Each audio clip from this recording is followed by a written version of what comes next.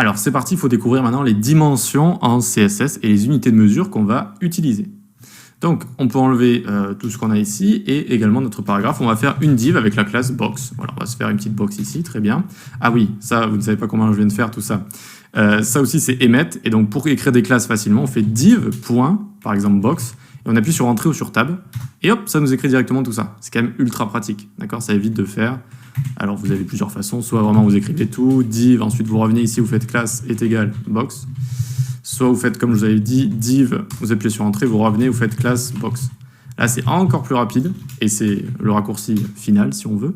Non, il y en existe encore un tout petit peu plus rapide après. Div.box, hop, ça nous fait directement la classe, et on peut faire donc encore plus rapide, regardez. On fait juste box, .box, on appuie sur entrée ou sur tab, et automatiquement, si on n'écrit rien, il va présumer que c'est une div et écrire la div directement. Mais moi, je préfère toujours écrire quand même ce que je mets devant, donc div.box comme ça. Donc n'ayez pas peur si vous me voyez faire ça, et je vous conseille évidemment de faire ça parce que petit à petit, faire ces raccourcis, ça vous fait gagner énormément de temps quand vous codez. Voilà. Hop, mais il y aura une partie entière sur emmet, cette extension qui permet de faire ces raccourcis. Donc on a une div avec la classe box, on a envie de faire un carré de 250 par 250. On le sélectionne, on lui donne une width, une largeur de 250 pixels et une hauteur de 250 pixels. Les pixels sont les unités de base qu'on utilise dans le développement web pour créer tout ce qu'on a envie de créer. Ensuite, on lui met un background orange, par exemple, pour que ça fasse pas trop mal aux yeux. Voilà, super. Alors, est-ce que je suis zoomé? Oui, voilà. Ça donne plutôt ça, hein, 250 par 250. Très bien, 250 pixels, rien d'anormal, hauteur, largeur. Soyez très habitués à ces propriétés, on les utilise très souvent. Ce sont des unités, le pixel est une unité absolue. Ça veut dire que c'est comme un centimètre. Un centimètre, ça vaudra toujours un centimètre. Un mètre, c'est un mètre. Un kilomètre, c'est un kilomètre. Un litre, c'est un litre. Ce sont des unités absolues. Et donc, il y a deux grandes familles. Il y a les unités absolues et les unités relatives. Donc, relatives à quelque chose. Ici, si j'écris 50%, déjà, ça va changer. Hop, ça va changer un petit peu. À quoi c'est relatif? Dans quoi est notre box ici? Elle est dans le body. Et donc, notre box va être relative à son parent body qui va avoir une largeur, et je vous le dis, de base, le body a une largeur de 100% du navigateur. Donc là, on a notre navigateur, 100% c'est ça. Vous voyez ma souris qui fait tac tac. Et si je grandis, regardez, hop, ça va grandir avec. Et oui, parce que ça va s'adapter. Le body, sa largeur grandit, ma largeur de box est relative au body, je grandis avec, tout simplement. Voilà. Donc comment ça marche? Une valeur relative contre une valeur absolue qui restera tout le temps à 250 pixels. Très bien, maintenant on va voir min width et max width. Donc par exemple, on peut mettre max width ici. Je veux qu'au maximum, tu aies une largeur de 300 pixels. D'accord? Donc là, on bouge tout ça, vous voyez que ça rétrécit, ça grandit, ça rétrécit, ça grandit, et hop, ça s'arrête. Ça s'arrête parce qu'on lui a dit, au max, je veux que tu sois à 300 pixels, après stop. Je ne veux plus que tu bouges. Et donc ça ne bouge plus. Même si on a mis width 50%, c'est bon, vu qu'on a mis un max ici, ça ne bougera plus. Comment on fait pour voir exactement à combien on est? Eh bien, je fais clic droit inspecter, ça m'ouvre la console.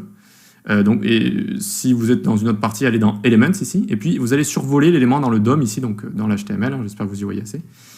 Div class box, on va voir deux choses ici. Alors, la première, une sorte de surbrillance qui va de gauche à droite. Ça, c'est parce que c'est la place que prend l'objet.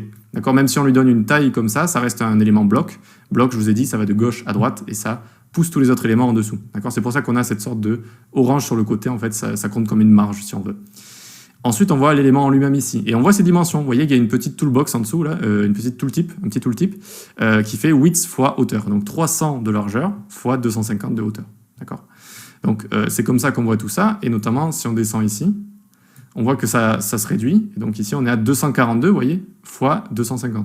Et si j'arrive encore à réduire, ouais, mais là, on ne peut pas trop réduire. Alors, je vais juste essayer de monter un petit peu. Ça a changé. Maintenant, on est à 269 fois 250. Voilà. Voilà pour max width. On a également l'inverse, c'est-à-dire min width. Donc min width, ça va être une largeur minimum. D'accord? Donc là, ça grandit, ça grandit, ça grandit. Et à partir d'un moment, ça va s'arrêter. Donc min width, on va mettre par exemple 600 pour que ce soit plus explicite. 600. Donc regardez, là, ça grandit. C'est normal, vu que j'ai dit 50% du body, donc ça va au-dessus de 600 si vous voulez. Et dès que je passe à 600, ça va se bloquer, vous voyez? Et que donc ici, ça va plus être égal à 50% de la largeur, comme vous pouvez le constater. Ça reste à 600 pixels, tout simplement. Allez, donc on a vu tout ça, on va pouvoir passer à la hauteur maintenant. La hauteur qui est juste ici. La width, ce qu'on va faire, regardez. Donc on peut mettre en commentaire également sur CSS. Les commentaires, on va les écrire comme ça. Par exemple, si je fais CTRL-C, vous savez, la petite manip pour passer en commentaire. Et donc, ils s'écrivent comme ça ici. / étoile. Et ici, donc, pareil, étoile / pour les fermer. OK? Donc ici, CTRL-KC, CTRL-KU, pour commenter. Donc attends, hop, CTRL-C, CTRL-KU, CTRL-KC, très bien. La width ici, eh bien, on va juste lui mettre ce qu'on a mis de base, 250 pixels, pour que ça reste absolu comme ça, d'accord? Ça reste tout le temps 250 pixels. Ensuite, la hauteur. Qu'est-ce qui se passe si je mets 50%? Vous allez me dire, ça va prendre 50% du body. Et vous aurez raison, c'est toujours relatif au body. Mais est-ce que le body de base a une hauteur? Eh bien, je vous l'apprends, non, il n'a pas de hauteur. De base, il a toute la largeur, mais il n'a pas de hauteur. Voilà. Donc, il faut lui en donner une. Et on va aller le sélectionner. Comme tout élément, finalement, HTML, on peut sélectionner le body comme ça et lui donner une hauteur. On va mettre ici 100 VH. VH, ça veut dire Viewport 8, c'est une unité de mesure. Et ça veut dire 100% de la hauteur d'écran. D'accord? Parce que si je lui mets 100%, lui, il n'a pas de parent sur lequel se lier et s'accrocher pour être relatif. Il n'y en a pas, d'accord? Ici, HTML, si vous voulez, ça ne va pas compter comme un parent qui aurait des dimensions, d'accord? C'est parent dans le sens où il est au-dessus de lui, donc ça va représenter le document en général, mais il n'a pas de dimension. Donc si je mets 100%, il va me dire 100% de quoi? 100% de rien, donc je reste à 8, 0. Par contre, si je mets VH, ça veut dire Viewport 8, et là, ça veut dire que tu prends 100% de la hauteur du navigateur, d'accord? Et ça compte aussi avec...